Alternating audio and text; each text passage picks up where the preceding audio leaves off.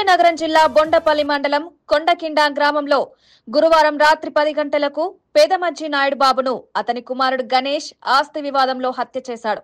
గుణపం వెనక భాగంతో తండ్రి గుండెలపై గుద్ది ఆపై ఊపిరాడకుండా చేసి చంపినట్లు పోలీసులు తెలిపారు.